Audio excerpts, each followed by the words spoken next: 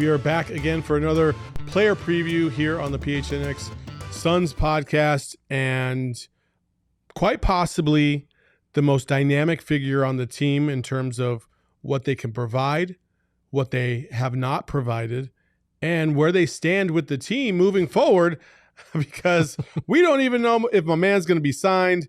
Obviously, we're saying this 2 weeks before the start of the season, so maybe by the time you see this, he will be signed, hopefully.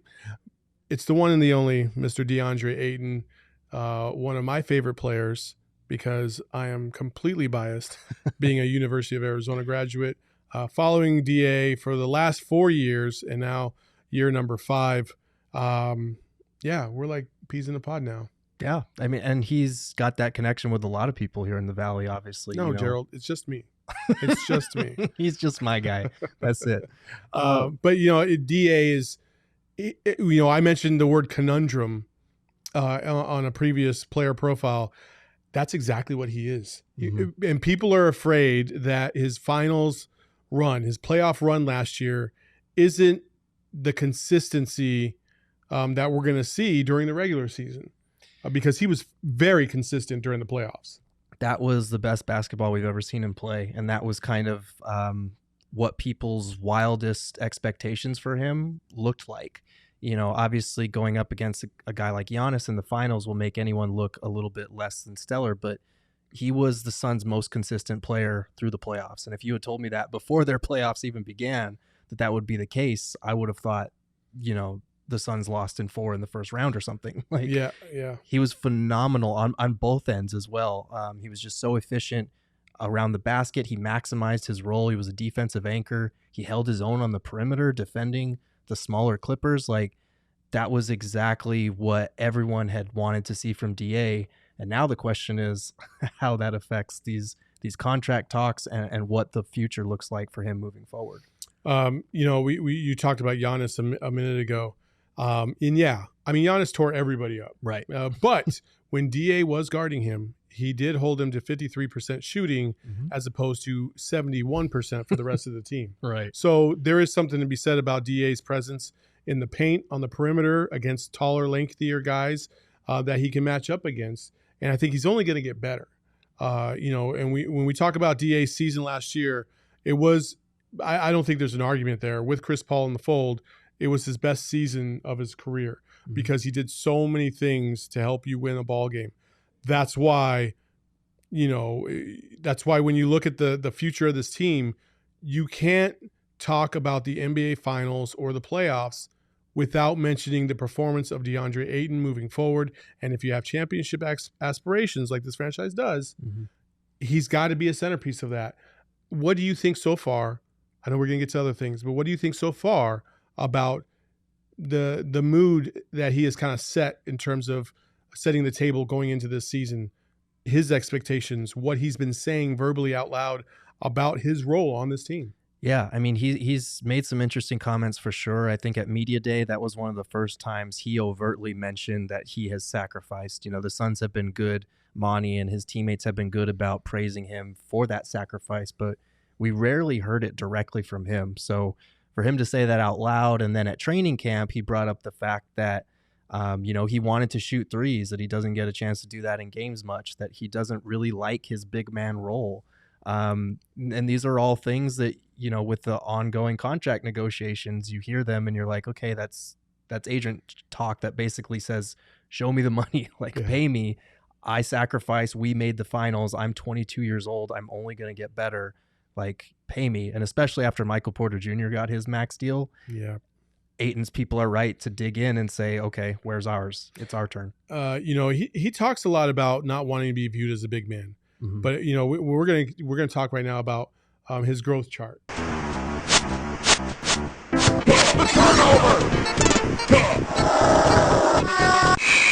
And areas where he needs to improve. And I will start here with this.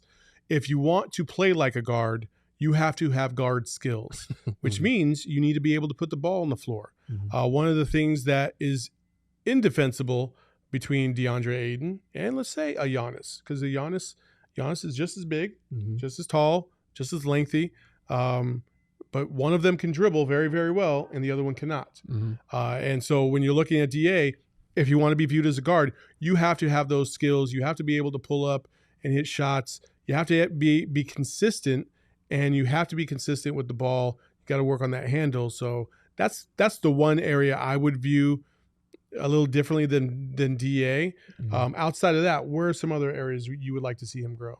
Yeah, I mean, the ball handling one is big, and we've talked about this in the past. Whenever DA has come up in the playoffs, he showed a lot of that ability, like with that reverse that he had. I think it was against the Nuggets or the Clippers, where it just wowed everybody. And Clippers, game 2. Yes, and being able to size up opponents and do that is crucial for him, because he will have mismatches and speed mismatches. But the other one, if he's going to talk about shooting threes so much, let's see it. Let's see what he can do. His mid-range has improved a lot since he first got in the league. It's one of those things where he's comfortable turning, facing, and firing from the mid-range. Now let's see if he can do pick and pops to 3-point range. We don't want to take away what he does best, because what he does best is rolling hard and sucking in the defense's attention.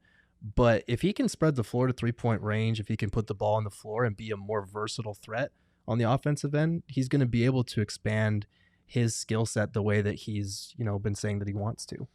1 is the loneliest number. And Gerald, we have a stat comparison between Deandre Ayton and other notorious big men in the league. You mind if I run through these? Yeah, sure. All right. So Deandre Ayton, his lowest, his points per game going into the season, 16 points per game, 10.6 rebounds per game, and 1.7 assists per game. 1.2 blocks per game as well, on 58% shooting. 3-point percentage of 18.9. So, but 2.5 free throws attempted per game, which is very, very low. In comparison to a guy like Cat, 21, 11, 2.4 assists per game, 1.4 blocks, 61.8% true shooting percentage, 4.5 free throw attempts. Anthony Davis at 19.7, 9.5 rebounds. Other notables, he's also shooting a really anemic 11.1% from 3-point range. Is that right? Through the first 3 years of his career. First 3 years of his career. Yeah. Shaq, obviously that 3-point percentage was 0. But he also averaged 27 and 13 and and 58.3 from the field.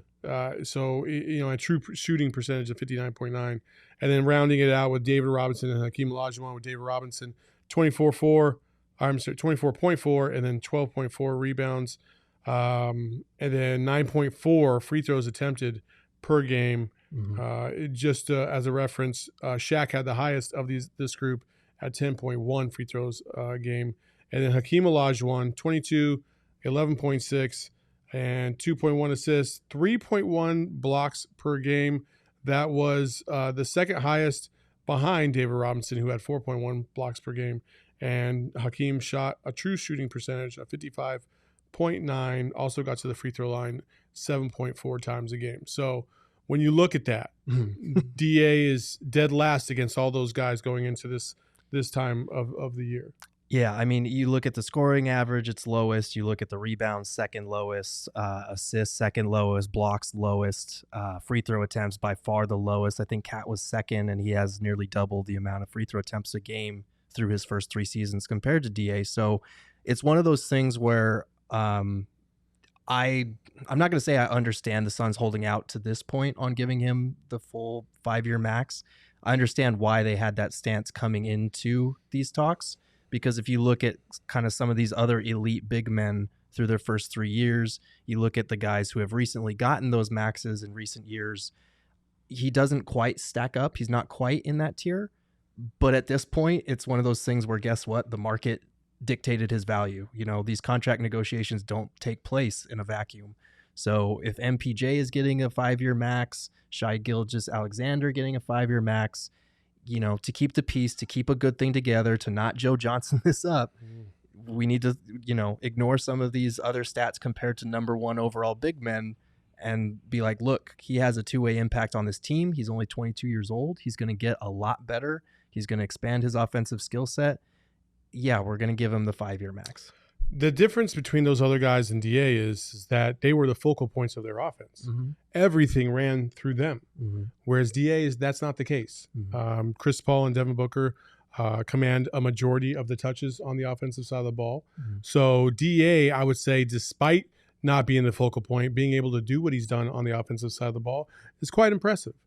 In addition to that, I think, and if you hear and trust what DA is saying, I feel like that's going to change this year. I think come hell or high water, he's going to force up his shots a little bit more, or look to take his shot a little bit more rather than defer to everybody all the time. Because he does have a tendency to defer a little too much from time to time. There was points last year where, I swear, it was like the same play. And, you mentioned the Western Conference one where he took it to the baseline and then went reverse. The same play earlier in the year, they're up in Portland. He gets the ball, and the defense literally just drops into the paint, and he doesn't even look at the basket. Right. He's like trying to find somebody to pass to instead of being proactive. And I think that's the glimpse of what I think is going to change. DA is no longer going to defer. If he catches the ball on a space on the floor where he likes, he's going to go. And right. I hope that's true. Yeah, he's definitely going to be more assertive, especially if we don't see a contract negotiation wrapped up by the time the regular season starts, because then he's going to be probably a little bit miffed. He's going to be upset, and he's going to channel that into his play and trying to show, like, hey, guess what? You should have given me the max. I think if they do get things wrapped up, he'll be more aggressive. He'll be more assertive, but I don't think it'll be to the point of what we'll see if it doesn't get done. And that's going to be interesting for me because, like we said, in the playoffs, he showed that ability to put the ball on the floor and create some of his own offense, which to this point is why he hasn't been like some of those other big men we talked about, the focal point of the offense, because they did have kind of those skills that he's still developing, and I think he will develop them. But it'll be interesting. This is a big year for him, coming off such a remarkable playoff run, and if he can put that consistency together, he'll be worth every penny of it. No, I totally agree. A film study. He's on fire! This is where we take a movie and we think, and we apply it to DA. Like, what movie would represent what DA is all about right now? That's a tough one. I'm going to say Onward in this one. Because like I can't. Okay, Disney. Yeah, I'm going with Disney Pixar, not because it has anything to do with the movie, but just because we are looking forward right now. We are trying to figure out what this guy, not even what this guy is worth, because we know what the market says he's worth right now, but we're trying to figure out what he's going to contribute on a night-to-night basis. Because even just last year, before the playoffs started, a headline was like, "Why isn't Deandre Ayton dunking the ball more?" And then you fast forward to the playoffs, and he's dunking home alley-oops to win a conference finals game. Like, that kind of growth is, in such a short amount of time, is unprecedented. So we saw him put it together in a way that we haven't. Now we want to see, moving forward, onward, if you will, what are we going to get from him on a night-to-night basis? The word I would use, the movie I would use, is the replacements. Okay. For two reasons. Number one, he's not replaceable. Like, there's very few big men in the league that can do what Deandre Ayton does, and he proved that in the playoffs. Number two, there's a quote in the movie where the star wide receiver says something that I feel like Deandre Ayton should say to not only the front office, but also to Chris Paul and company and Devin Booker, and say, when they're throwing an alley-oop to him, he should say, hey, Deandre Ayton is like the cold. He's the only one catching it. He's the only one coming down with it, baby. So I thought that's where you were going with it too. One of my favorite quotes in any movie. So that's Deandre Ayton. A lot to unpack with that young man. Hopefully the Suns get him under contract. If not, we could be seeing a player that is not only fighting for his next contract, whatever that may be, and I have the assumption that it will be a max deal with another team somewhere that the Suns will obviously have a chance to match. But, man, there's a lot. There's a lot there. And I know there's a lot of people that are nervous about this. So, again, we're filming this 2 weeks away from the opener. Hopefully things have changed by then. But until next time, thank you for joining us here on the PHNX Suns podcast player preview.